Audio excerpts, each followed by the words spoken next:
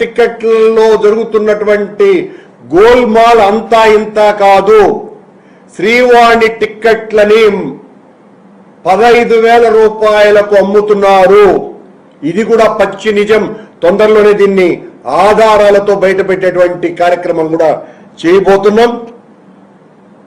ఎంతో సదాశయంతో సదుద్దేశంతో స్వామివారి యొక్క వైభవాన్ని ఆధ్యాత్మిక ప్రభావాన్ని విశ్వవ్యాప్తం చేయాలా, హిందూ ధర్మాన్ని పరిరక్షించటంలో ఒక వాహనంగా వాడుకోవటానికి వెంకటేశ్వర భక్తి ఛానల్ని నేను అధ్యక్షుడిగా ఉన్నప్పుడు తీసుకొని వస్తే ఆ భక్తి ఛానల్ ఎందుకు అని మాట్లాడినటువంటి వ్యక్తి ఈనాటి ముఖ్యమంత్రి చంద్రబాబు నాయుడు గారు ఆనాడు ప్రతిపక్షంలో ఉన్నప్పుడు. కూటమి అధికారంలోకి వచ్చిన తర్వాత వెంకటేశ్వర భక్తి ఛానల్ పూర్తిగా నిర్వీర్యం చేసేసినారు. దాని నడ్డి విరగ్గొట్టేసినారు. దానిలో జీవాన్ని లేకుండా చేసినారు. జగన్మోహన్ రెడ్డి గారు ముఖ్యమంత్రిగా ఉండగా ఎస్వీబీసీని పూర్తిగా స్వయం ప్రతిపత్తి కలిగినటువంటి సంస్థగా తీర్చిదిద్దటానికి దాదాపు 50 కోట్ల రూపాయలకు పైగా దాతల చేత విరాళాలు తీసుకొని దాని ద్వారా అనేక కార్యక్రమాలు, ఆధ్యాత్మిక కార్యక్రమాలు తీసుకొని వచ్చేటువంటి ప్రయత్నం మేము చేస్తే 14వ సంవత్సరం నుంచి 19 వరకు 2024 నుంచి ఇప్పటి వరకు కొనసాగుతున్నదే ప్రక్రియ. వెంకటేశ్వర భక్తి ఛానల్ అన్నది పూర్తిగా ఒక తెల్ల ఏనుగుగా మార్చివేశారు.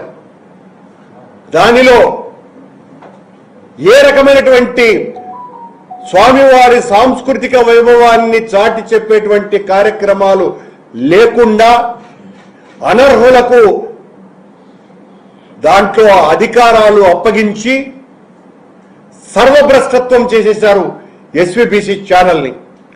ఆనాడు మేము ఎస్వీబీసీ ఛానల్ ద్వారా 2019-24లలో రామాయణము, భారతము, భాగవతము, విష్ణు పురాణాలు, అఖండ సుందరకాండ పారాయణము నిరంతర ప్రత్యక్ష ప్రసారం చేయటం జరిగింది. కరోనా సమయంలో అద్భుతమైన విశూచిక మంత్ర మహాపారాయణం చేయటం జరిగింది. అఖండ వేద పారాయణం చేయటం జరిగింది. ఇవన్నీ కూడా ప్రత్యక్షంగా మేము ఆ కార్యక్రమాన్ని వీక్షింపజేసే విధంగా కరోనా సమయంలో మొత్తం ప్రపంచమంతా అల్లాడిపోతూ ఉంటే వెంకటేశ్వర స్వామి క్షేత్రం నుంచి భక్తులలో ఒక ఆత్మవిశ్వాసాన్ని కలిగించటానికి, భయం తొలగించటానికి, స్వామివారి యొక్క సంకల్ప బలాన్ని చెప్పటం కోసమని ఆస్థాన మండపం, రంగనాయకుల మంటపాల నుంచి యావత్తు జాతి అంతా కూడా ఎస్వీబీసీ ద్వారా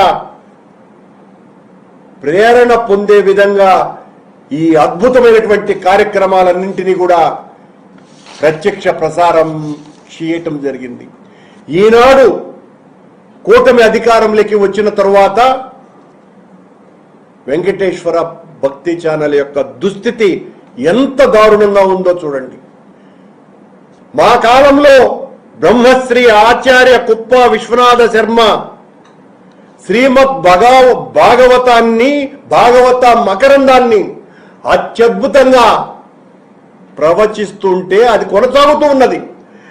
దానిని కూటమి ప్రభుత్వం వచ్చిన తరువాత అర్ధాంతరంగా ఆపివేసి ఆ కుప్ప విశ్వనాథ శర్మని మెడబెట్టి గెంటేసినారు. కుప్ప విశ్వనాథ శర్మ కార్యక్రమం వస్తోంది అంటే వెంకటేశ్వర భక్తి ఛానల్లో కోట్ల మంది భక్తులు వీక్షించేవాళ్ళు. అలాంటి దానిని పనికట్టుకొని ఆయన్ని తరిమేసినారు.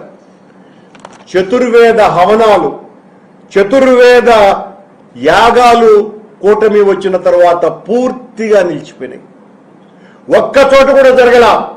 మేమున్నప్పుడు టీటీడీ ఆధ్వర్యంలో దేశవ్యాప్తంగా అనేక ప్రాంతాలలో ఈ చతుర్వేద యాగాలు కాశీ, మధుర, మైసూరు, ఢిల్లీ, చెన్నై, ద్వారకా, భువనేశ్వర్ ఇలా చెప్పుకుపోతే ఒక చోట కాదు, పదుల చోట్ల ఈ చతుర్వేద యాగాలు మేము చేస్తే ఈ రోజున ఎక్కడా కూడా ఆ అవరపు వినిపించను లేదు, ఆ వాయువు లేనే లేదు. ఆ సుగంధ సౌరభ పరిమళం ఆగ్రాణించేటువంటి అవకాశమే హైందవులకు లేకుండా చేసేశారు. స్వామి క్షేత్రం నుంచి వీళ్ళందరూ కూడా ఈ అవినీతి విషవాయువులను ప్రజ్వరిల్లింపజేస్తున్నారు. ఒక్క ఆధ్యాత్మిక కార్యక్రమం కూడా లేకుండా. మా హయాంలో జగన్మోహన్ రెడ్డి గారు వేదపారాయణ పోస్టులు 700 అవసరం ఈ రాష్ట్రానికేనని వాటికి మేము నోటిఫికేషన్ కూడా జారీ చేస్తే, కూటమి అధికారంలోకి వచ్చిన తర్వాత వాటికి ఇంటర్వ్యూలు చేసి ఇప్పటికీ 7 నెలలైనప్పటికీ కూడా రిజల్ట్ ఇంతవరకు ప్రకటించాల. దాని కన్వీనర్ కొన్ని లక్షల రూపాయలు ఒక్కొక్కరి దగ్గర నుంచి నువ్వు సెలెక్ట్ అయినావని దండుకున్నాడు అని విమర్శ వస్తే దాని మీద చర్యలు కూడా లేవు. ఇదే మీరు ఆధ్యాత్మికతను పరిరక్షించటం? అలాగే 70 ఏండ్ల క్రితం స్వామివారి హస్తాలతో, ఆయన అండదండలతో, ఆయన కృపతో, ఆయన కరుణతో, ఆయన వీక్షణలతో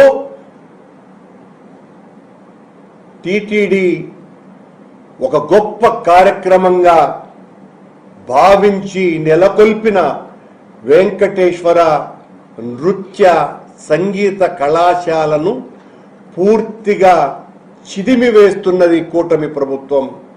తెలుగువారికి 2 కళ్ళు, సంగీత సారస్వతాలు 2 సరస్వతీదేవి స్తనద్వయాలు అని ఎలా సాహితీవేత్తలు భావిస్తూ ఉంటారో, అలాగే తెలుగువారి 2 కళ్ళు అయినటువంటి హరికథ, కూచిపూడి అనేటువంటి విభాగాలను పూర్తిగా తీసివేసేటువంటి కార్యక్రమాలు చేస్తున్నది టిటిడి. ఈ రోజున హరికథకు ఒక్క అధ్యాపకుడు కూడా లేడు, పూర్తిగా పోయింది. హరికథ అన్నదే టిటిడి నుంచి నిర్మూలింపబడ్డది. అలాగే కూచిపూడి నృత్యం మనది కృష్ణా జిల్లా కూచిపూడిలో మొదలైనటువంటి కూచిపూడి నృత్యం ప్రపంచమంతా ఉన్నటువంటి రంగస్థలాలన్నింటిలోనూ కూడా తమ అద్భుతమైనటువంటి నృత్య రూపకాలతో అలలాడించినటువంటి సంగీత విద్వన్మనులందరూ కూడా నిర్ఘాంతపోయే రీతిలో దానికి పాలుపోయాల్సినటువంటి